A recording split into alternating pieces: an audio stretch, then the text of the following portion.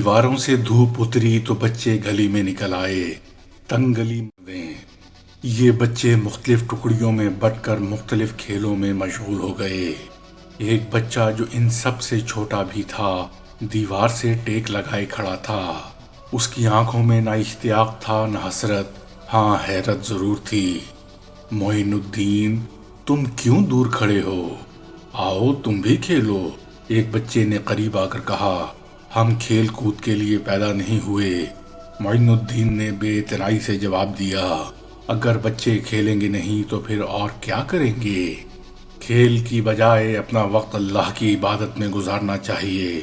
یہ بچہ معین الدین کی بات کو کچھ سمجھا کچھ نہیں سمجھا، لیکن قریب سے گزرنے والے ایک بزرگ کے قدموں نے چلنے سے انکار کر دیا۔ وہ کچھ دور آگے بڑھے اور پھر لوٹ آئے۔ بیٹے، کس خوش قسمت باپ کے بیٹے ہو؟ میرے والد گرامی کا نام خواجہ غیاث الدین حسن ہے، اسی لیے تو اس عمر میں ایسی بزرگی کی باتیں کر رہے ہو، ان بزرگ نے کہا، اور قریب کھڑے ہوئے ایک اور صاحب کی توجہ اس جواب کی طرف مبذول کراتے ہوئے کہا، یہ معمولی بچہ نہیں ہے، اپنے وقت پر بہت بڑے مقام پر فائز ہوگا۔ تمام بچے پھر سے اپنے کھیل میں مشغول ہو گئے۔ معین الدین کچھ دیر انہیں کھیلتے ہوئے دیکھتا رہا اور پھر گھر کی طرف لوٹ گیا۔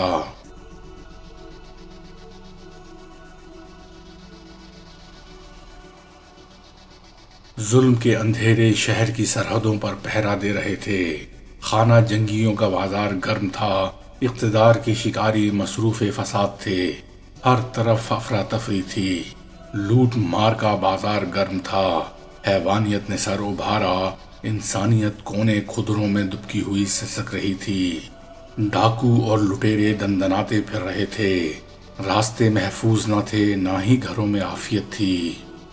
حضرت غیاث الدین حسن رحمۃ اللہ علیہ ابھی اصفہان سے تشریف لائے تھے۔ ان کی اہلیہ محترمہ ماہنور ان کے قریب آ کر بیٹھ گئیں کہ سفر کے حالات جان سکیں۔ قصبہ سنجر تک جو خبریں پہنچ رہی تھیں وہ بہت وحشت ناک تھیں۔ کہیے حالات کیا رخ اختیار کرنے والے ہیں؟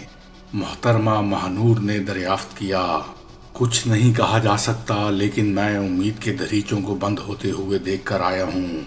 تجارتی شاہراہیں قطعی محفوظ نہیں ہیں۔ ہم تو خیر ایک چھوٹے سے قصبے میں ہیں، لیکن بڑے شہروں کا برا حال ہے۔ ہم بھی محفوظ کب ہوئے؟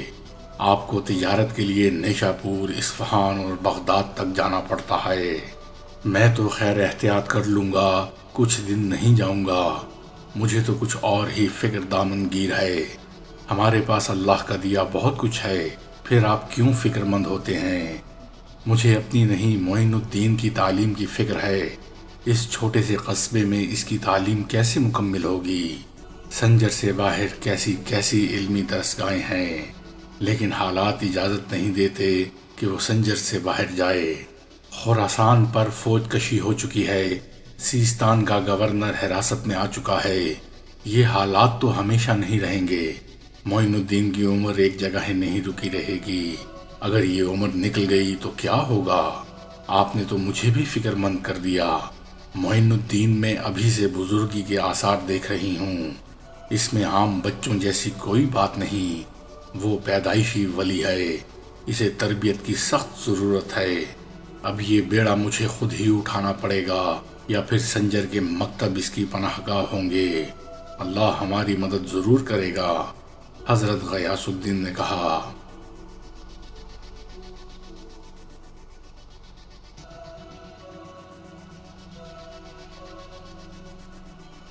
رات گزرتے گزرتے اپنے آخری کنارے پر آ گئی۔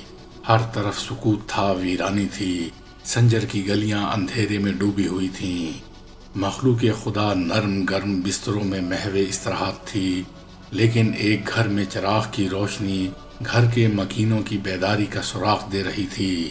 دو مصلے ساتھ ساتھ بچھے تھے، ایک پر حضرت غیاث الدین مصروف عبادت تھے، دوسرے پر آپ کی اہلیہ محترمہ تہجد کے نوافل ادا فرما رہی تھیں۔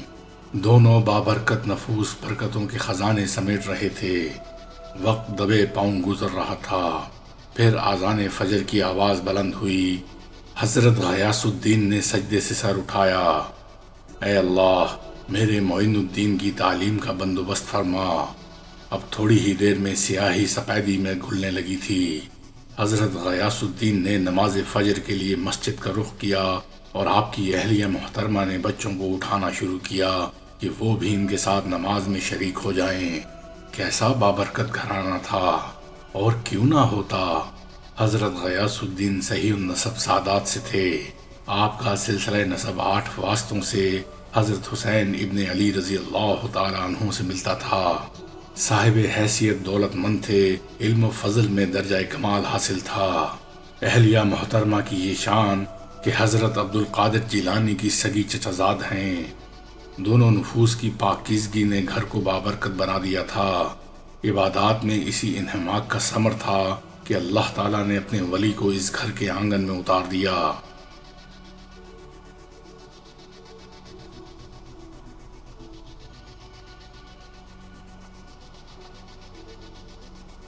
ملکی حالات کی ابتری کا دائرہ پھیلتا ہی چلا گیا۔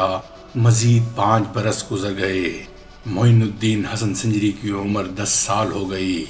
فقہ، حدیث اور تفسیر میں کسی حد تک دسترسی حاصل ہو گئی کہ 544 ہجری میں ملکی حالات نے کچھ سنبھالا لیا۔ امن و امان کی حالت میں کچھ بہتری آ گئی۔ جس طرح شدید بارش کے بعد بادل چھٹ جائیں اور دھوپ چھانکنے لگے۔ حضرت غیاث الدین حسن باسلسلہ تجارت نیشا پور جاتے رہتے تھے۔ وہاں کے علمی ماحول سے واقف تھے۔ تمام دینی درسگاہیں ان کی دیکھی بھالی تھیں۔ علماء سے بھی متعارف تھے اور ان کی عظمت کے بھی معترف تھے۔ خوابوں نے آنکھوں میں گھر بنا لیا۔ وہ عالم تصور میں اپنے لخت جگر کو نیشا پور کی ایک عظیم درسگاہ میں تعلیم حاصل کرتے دیکھ رہے تھے۔ شعلوں کی لپک میں کمی آ گئی تھی۔ اڑتی ہوئی گرد بیٹھ گئی تھی۔ راستے محفوظ تھے۔ خوارزمی اور غزنوی سلطنتیں وجود میں آ چکی تھیں۔ اب وقت آ گیا تھا کہ وہ اپنے خیالات کو عملی جامہ پہناتے۔ انہوں نے بیوی سے مشورہ کیا۔